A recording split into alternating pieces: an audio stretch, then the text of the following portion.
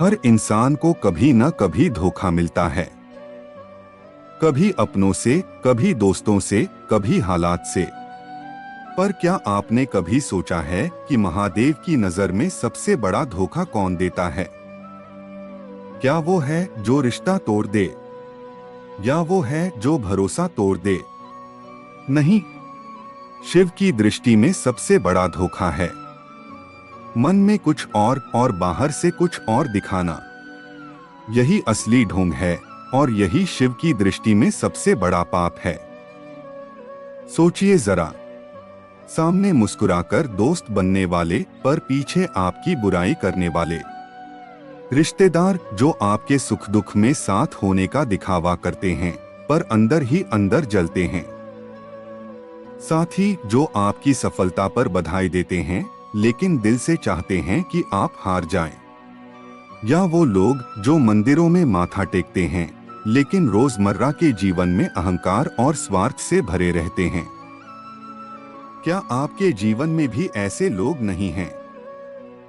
ये वही लोग हैं जो बाहर से भले धर्म का चोला पहन लें पर भीतर से छल और ईर्ष्या से भरे रहते हैं। बाहर का धोखा केवल समाज को भ्रमित करता है, लेकिन भीतर की असत्यता आत्मा को खोखला बना देती है। दुनिया में सबसे साधारण धोखा है किसी को छलना, झूठ बोलना, विश्वास तोड़ना, किसी का हक छीन लेना। ये सब हमें चोट पहुंचाते हैं, लेकिन महादेव कहते हैं ये धोखे इंसान को गिराते हैं मगर उठने का रास्ता भी दिखा देते हैं। समय चाहे जितना भी कठिन हो, बाहर से मिले धोखे को इंसान सहन कर सकता है। वो आंसुओं से गुजरकर, अनुभव लेकर और मजबूत बनकर आगे बढ़ जाता है। जो बाहर से मिला धोखा है वह समय के साथ भर जाता है, पर असली चोट कहाँ होती है? मन और बाहर के अंतर में। शिव की आंखें सिर्फ बाहरी कर्म नहीं देखती, वो आत्मा की सच्चाई पढ़ती हैं। इसलिए महादेव कहते हैं दुनिया तुम्हें माफ कर सकती है, पर अगर तुमने मन और वाणी में अंतर रखा तो खुद की नजरों में कभी उठ नहीं पाओगे। बाहर का ढोंग कुछ समय तक चलता है, पर भीतर की असत्यता इंसान को खालीपन और बेचैनी में धकेल देती है। ऐसा व्यक्ति दूसरों को सफल दिखाई दे सकता है, पर भीतर से हमेशा अशांत और अधूरा रहता है। यही कारण है कि महादेव हमेशा सत्य को सबसे बड़ा धर्म मानते हैं। आपने देखा होगा, कोई व्यक्ति दूसरों के सामने धर्मी बनता है पर भीतर से अधर्मी जीवन जीता है। वो दिखावा करता है कि वो शिव भक्त है, लेकिन कर्मों में अहंकार और स्वार्थ होता है।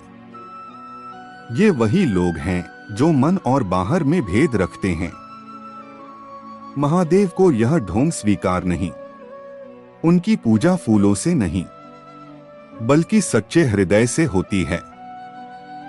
याद रखिए, अगर दिल साफ है तो बिना माला मंत्र के भी भोलेनाथ आपसे प्रसन्न हो जाते हैं।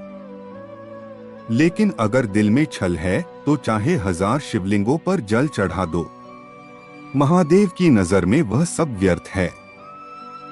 भक्ति का मूल्य बाहरी आडंबर से नहीं बल्कि सच्चे इरादों से तय होता है। तो आज एक संकल्प लें, अब मन और बाहर को एक करेंगे, दिल की सच्चाई को अपनाएंगे, अपने कर्म को पवित्र रखेंगे और सच्चे हृदय से शिव का नाम जपेंगे।